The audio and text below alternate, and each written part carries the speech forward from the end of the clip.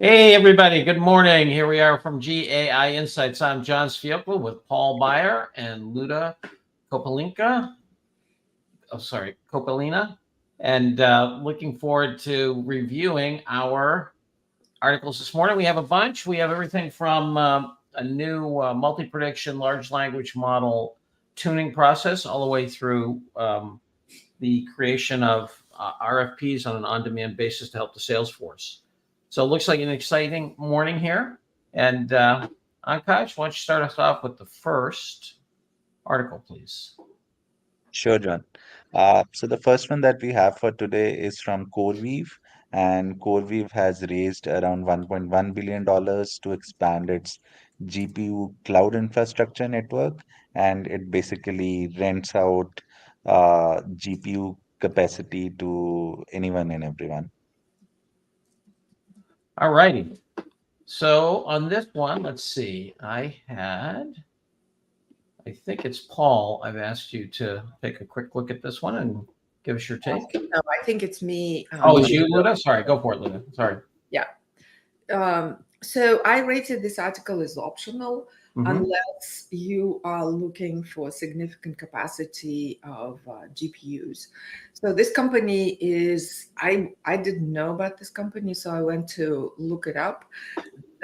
They started in, I think, 2019 and was focused on cryptocurrency, and then did a pivot into building GPU infrastructure and then leasing the GPUs.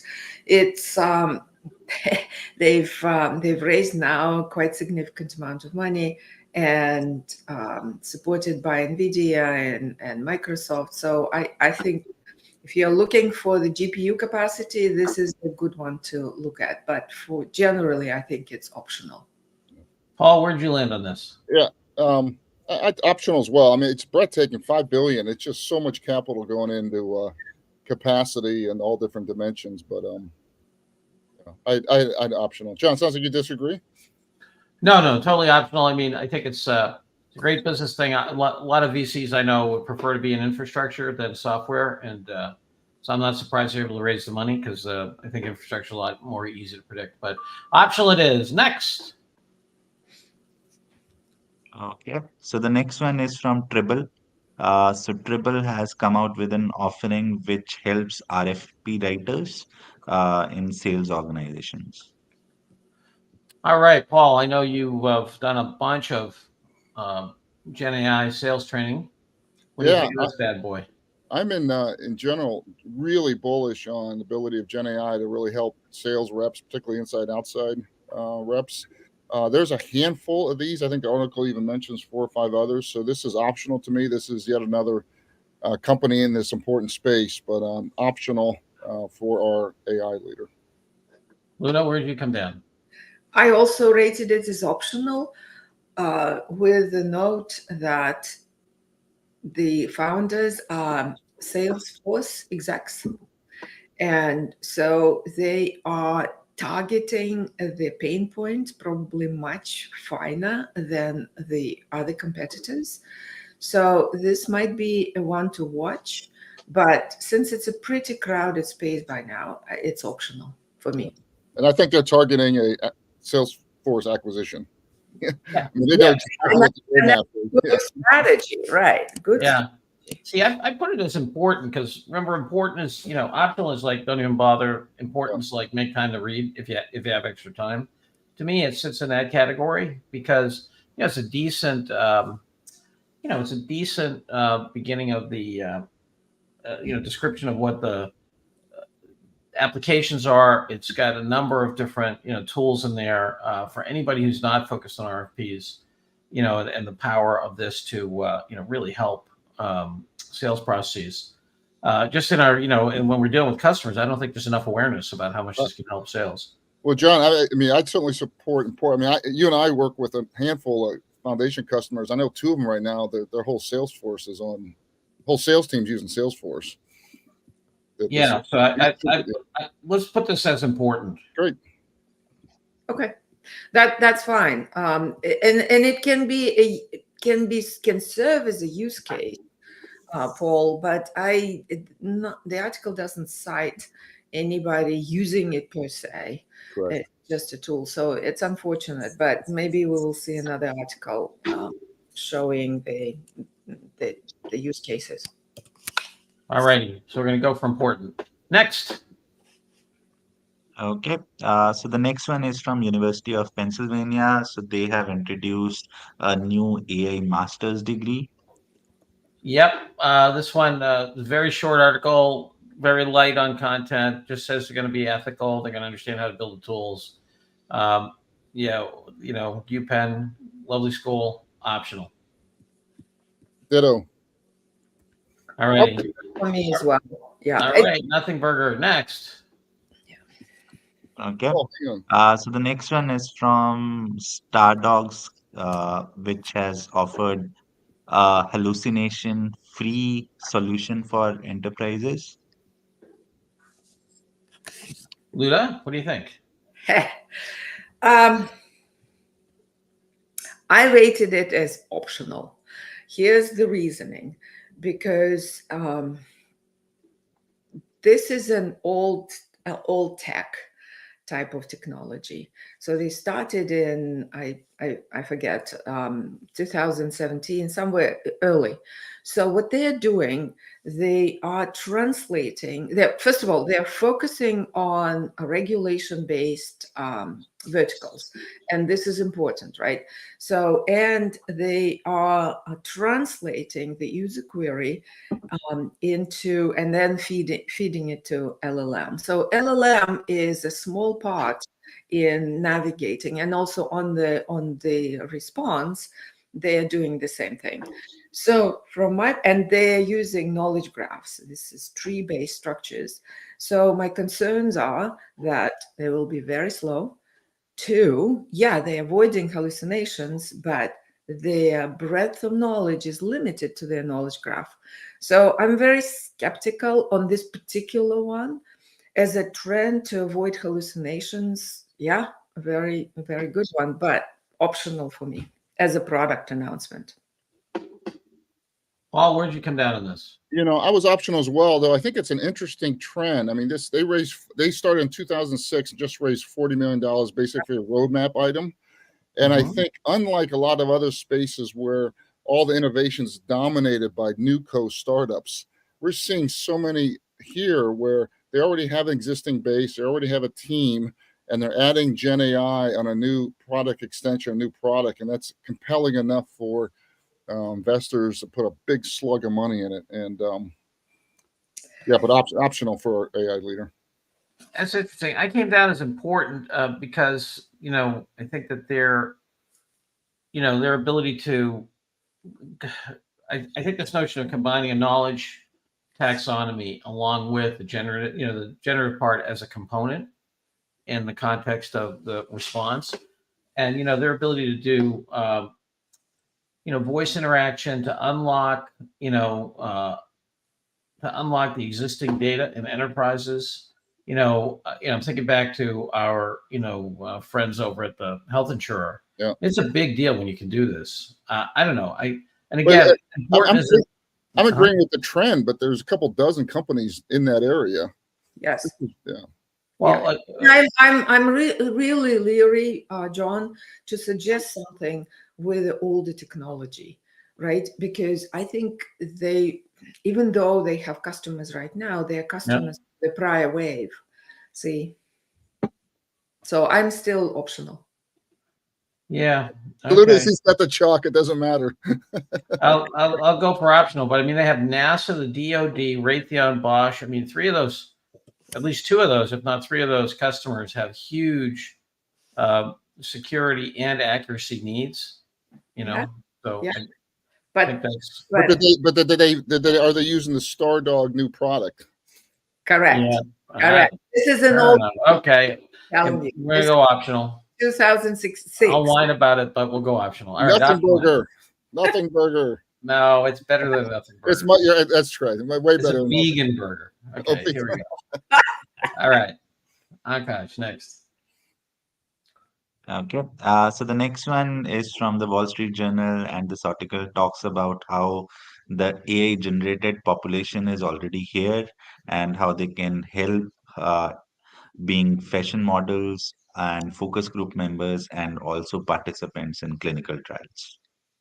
All right, Dr. Byer, what's up here?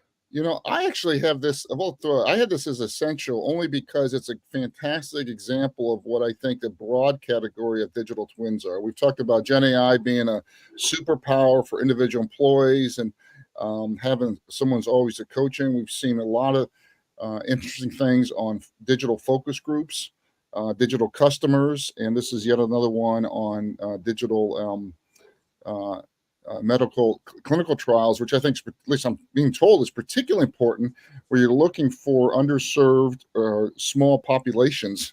Yeah. It's hard to get enough folks for. Yeah. Ludo, what'd you think? I agree with Paul on essential.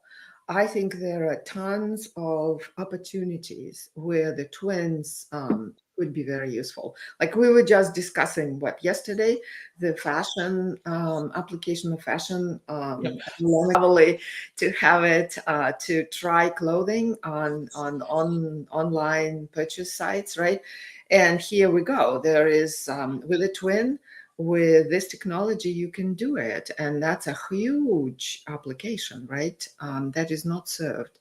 So it will be more and more opportunities in addition to these three that the article lists. So yeah, I think it's essential, the trend and as an opportunity. Awesome. Yeah, I'm essential as well. I think I'm not sure I'd take a drug that only had the placebo on digital people, but I do think that this notion of modeling and where you can go and so forth. To me, John, it's interesting. I mean, I think the whole metaverse was about a digital world that was mostly visually different things, and that failed in my view spectacularly. Here, we're starting getting to a digital world that's actually, cognitively powerful and digitally unique for different use cases. It's really interesting. Well, I mean, the funny thing is that we already have digital twins. Like when you look at what Facebook and LinkedIn and Google and so forth, they've created a digital twin of us in terms of our cognition, social cognition. The statistical model of when you buy the advertising stuff that so when you buy similar audiences, right? And so they have those digital twins already. I think we're just getting when I think about it, you have a statistical model, which they already have, and now we're getting a semantic model. And those two things, and I understand the semantic model is fundamentally a statistical model, but the statistics work differently, and the data it captures. So, and we could think of it as just you're expanding the statistical model, but whatever. It's essential, good, well-written article, nicely documented with facts and cases. So essential to understand. We're actually stay in that. So I think. Let me think through this. So I think the Google and Facebook models are very good at predicting what clicks you and I might do on something, but they aren't good at other things. They aren't good at predicting if you and I are going to eat behavior. Where I think this is getting smart, where it's actually predicting better. Yes, it was a great. We're actually modeling a cognitive space that's much bigger than will I actually click on a blue link or not. And very specific, right? If you're doing a digital twin for clinical trials, you are looking at the health whatever indicators, and if you're looking at fashion, you're looking at different dimensions of the body. So it's very. I think we haven't seen anything yet. This is a huge trend, and I think this will help in many, many places. The article, though, talks about replacing, and I still think it's innovation, it's augmenting and advancing rather than replacing. Surely some people will be replaced, but I think it's like opening opportunities that we haven't seen before. Yeah, I mean, I'm sorry, go ahead. Go ahead, John. Yeah, I mean, I think it's just like with electric motors. I mean, sometimes it's full replacement, sometimes it's enhancement. It's always behavior changing. The power tools. The skill saw didn't replace the carpenter, but it certainly changed his or her work. Yes. Changed productivity expectations, and then you have then you go into higher level stuff like the backhoe. Okay, the backhoe took out a whole crew of men. It was men then, right? that we're digging and things like that. So I mean, I think we're going to see all kinds of interesting behavior. I think the other thing is that this to me, I think not enough people appreciate how the extensions in representation are allowing analysis to really shine. So as we have different dimensions of these digital twins, semantic dimensions, movement dimensions, voice dimensions, attitude dimensions, physical expression, like all these things, and these, in terms of enhancing the model of human, and it's not just individual cognitive behavior, but it's the social cognition too, like the behavior of groups or the behavior of people in virtual groups, cohorts and so forth, whatever they perceive as their social setting, because they're social animals. And we're computing the whole friggin' thing, right? We're computing the individuals, the dyads, the groups, the trends over time. I think to me, the other thing is that the thing that blew me away, and this was proven out with the Go, with the models that conquered Go, is I never expected the power of synthetic data to give us so much increase in performance. Right. What we're talking about here, I never thought the model could generate data that it would then learn from in a productive way. But, I didn't think there was enough information in the math, in the statistics, to actually make that new synthetic data additive to insight. But it has, and we don't know what that function looks like when you stop getting information, and what the minimum efficient, what minimum threshold effects are to have how much, how do we say whether synthetic data will give us more information or knowledge? I don't think we have a science of how to do that yet, but just the brute force use of that, as you see here, I think is going to be really interesting to discover. And I think, John, to your point, the data representation for these digital twins is a critical part. We haven't seen any startups yet, and it's not really a focus, but it will be, right? And when you have the models, the data models, to essentially accumulate that information with synthetic or other data otherwise, right? That's where LLMs plus these data representations for twins plus the synthetic data will have another breakthrough, I think. But I thought the providers profiled here are doing that.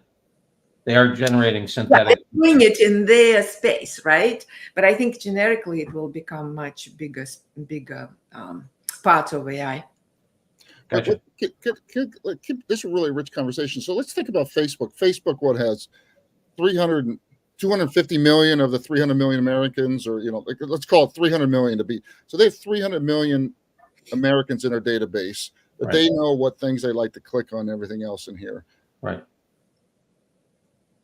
They essentially have a digital twin representation of 300 million people. Can they now start asking questions like, give me confidence by zip code where Paul will vote in this presidential election? Of course, yeah.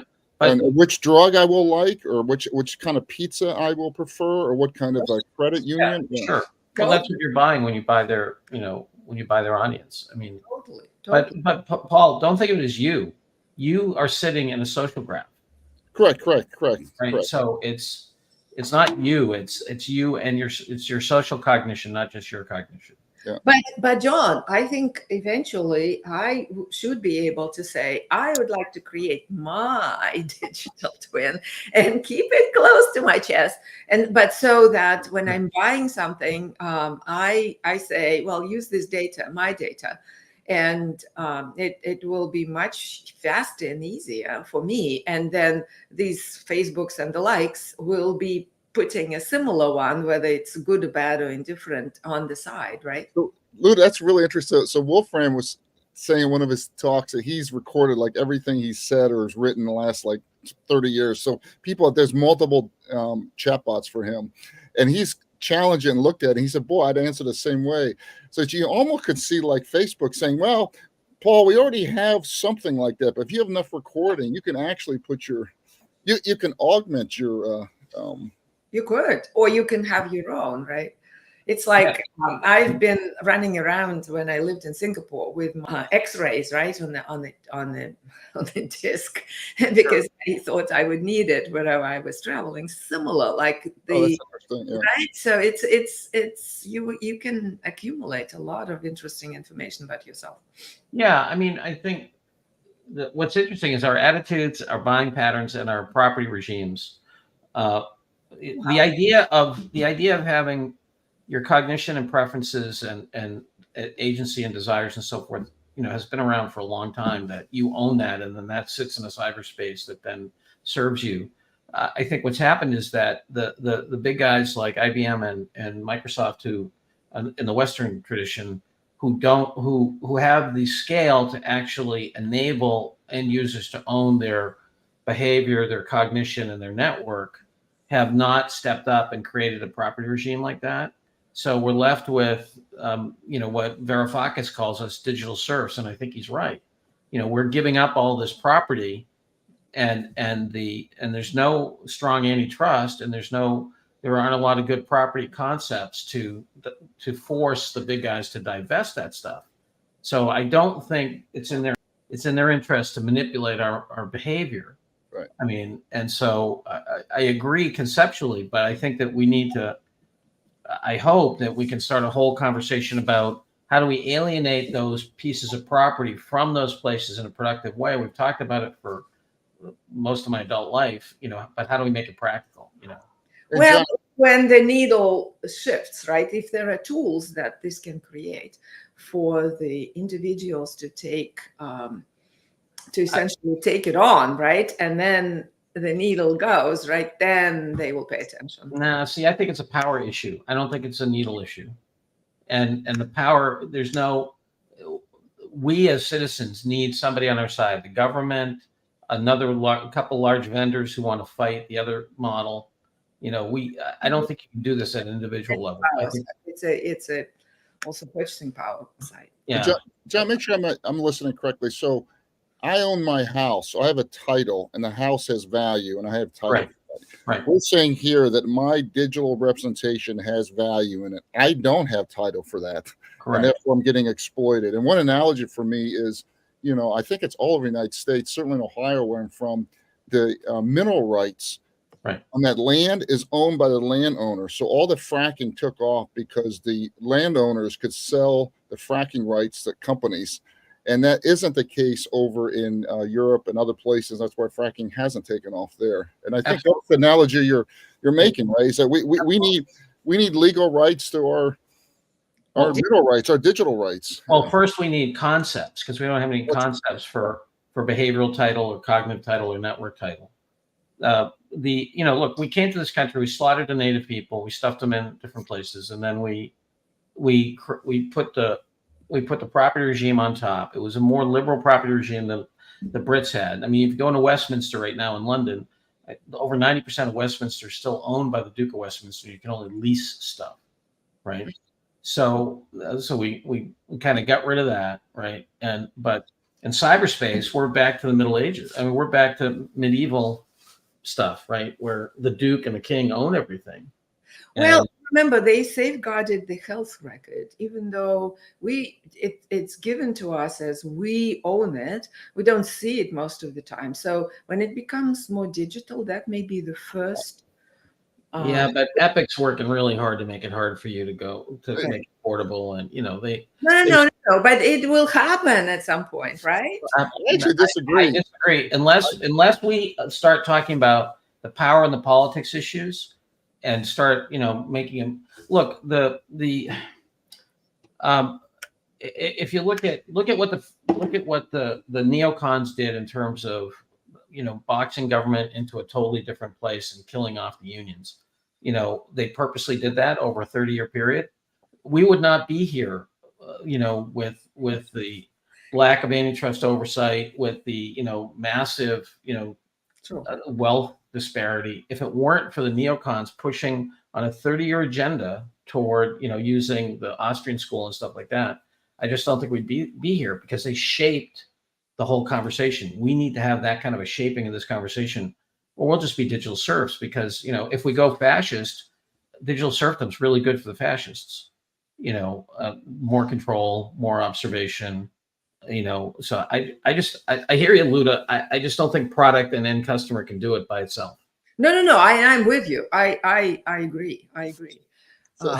So we really have gone from, is this a nothing burger startup to these intergalactic policy issues? So must be yeah, well, but this week, is on an essential article though. So all right, we're gonna go essential. All Essential. right, last one, Likewise, thanks for your patience. multi-token prediction. Akash. Yes. So this one talks about how the current set of large language models, they only predict the next token. But if we use a method where we have a multi-token prediction in place, those models can be better and faster than the current ones. Yeah, well, I took this one. I think this is optional. I think it's a fascinating new capability to create improved model performance, anywhere from 12 to 17% on some of the things they're doing. Especially in code prediction. So the creation of Python or other code libraries. So optional. I thought it was kind of fun, interesting, and again, we're just at the early days of. I mean, if you can get 10, 15, 17% improvements just by changing the nature of the algorithm, we're still very early days in the science of how to make these things better, but optional as an article. Agree. Paul, you there? Oh yeah, super optional. Okay, great. All right, Akash, give us the big tote board here. All right, we are kicking off with an essential and digital twins. And then we've got one important on Tribble RFP. That was the power of the pen. I raised that, even though the democracy didn't like it. I did it by fiat. All right. And then the rest are optional in terms of CoreWeave raising dough, Ivy League school with a nothing burger, better, faster models, important, and Stardogs. Karaoke offers on-premise zero hallucination LLMs, which I think is important, but we're going to rate as optional. All right. So we went Democratic on one and totalitarian on the other. All right. Any announcements, Paul? What's up on Monday? Monday, we are for the Monday Learning Lab at 7 p.m. Eastern. We've had a speaker step out, so we're actually scrambling around. I think the proposed ones right now is to look at and have the teams rate the current large language models for which use cases they find best. We're certainly here a lot more in Perplexity. I was interested to see how Julio really likes U.com for research, and I know a few other people. I have not spent enough time with that, and there's some real big advocates for Claude 3. So retouching where the audience is for the best large language model go-to tool. Awesome. All righty. So there we have it, ladies and gentlemen. We'll see you on Monday. Have a great weekend. Bye now. Thanks, everyone. Happy Friday.